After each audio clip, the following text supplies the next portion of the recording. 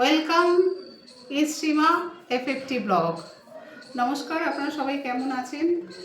অনেক দিন পরে আমি ব্লগে আসলাম, কারণ এতদিন পুজোর ব্যস্ততা ছিল, তাই মাঝখানের ব্লগ দিতে পারিনি। আজ আবার শুরু করছি। আজকে আপনাদের করে দেখাবো কাঁকরোলের পুর ভরা। তাই শুরু করব। মন্দিরে নেই মসজিদে নেই গির্জাতে নেই ভগবান, গির্জাতে নেই ভগবান। এত পুজো, এত পাঠ, এত মন্দির মসজিদ গির্জা, আমাদের দেশের আর রাজ্যের কোনো কিছুই আর ভালো হচ্ছে না। দেব দেবতারাও জাগছে না। যত পুজো পাঠ হচ্ছে ততই তো দেখছি দিন দিন দেশের খারাপের দিকেই যাচ্ছে।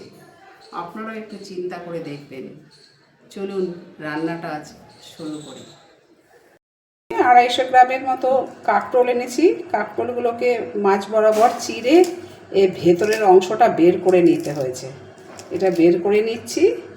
নিয়ে এবার সমস্ত কাঁকরোলগুলো একটু জলে রেখে নুন আর হলুদ দেব।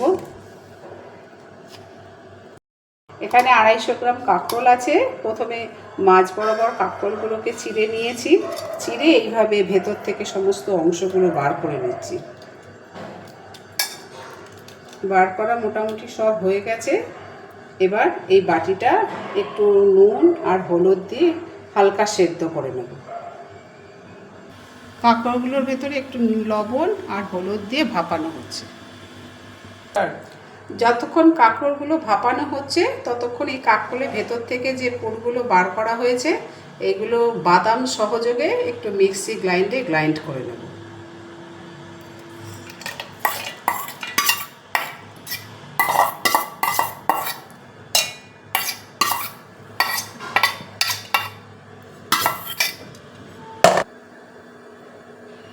গ্রাইন্ড করা হয়ে গেছে। এবার কড়াইতে কিছুটা তেল দেব, দিয়ে পুরটাকে রেডি করব। আছে, এবার মিক্সিতে রাখা ওই পুরটা রেডি করা ছিল ওটা দিয়ে দিই।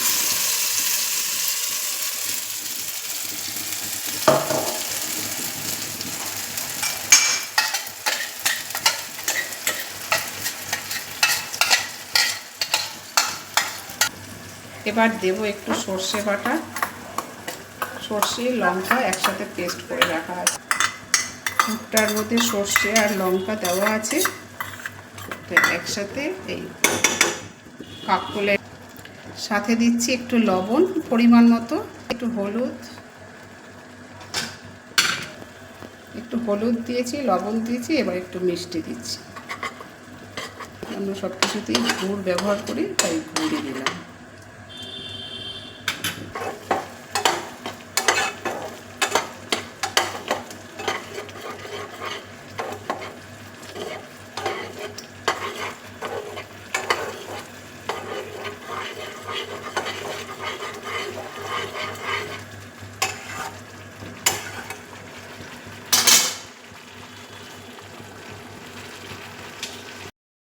একে একে চামচ দিয়ে পুরগুলোকে ভরে নিলাম।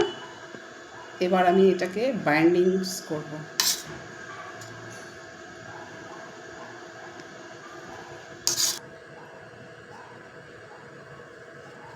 চালের গুঁড়ো দিয়ে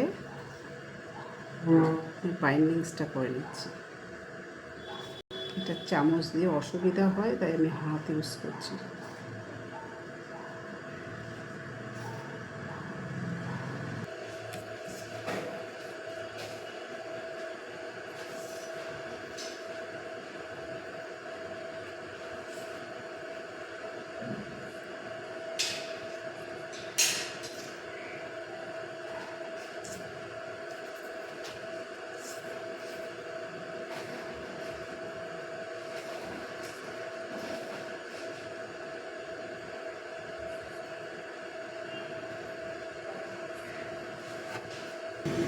মোটামুটি এগুলো সব রেডি করা হয়ে গেছে।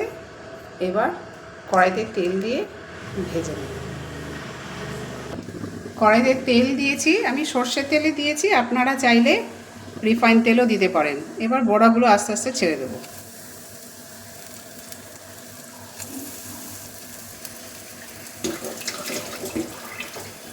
দিয়ে দেবো বেশি।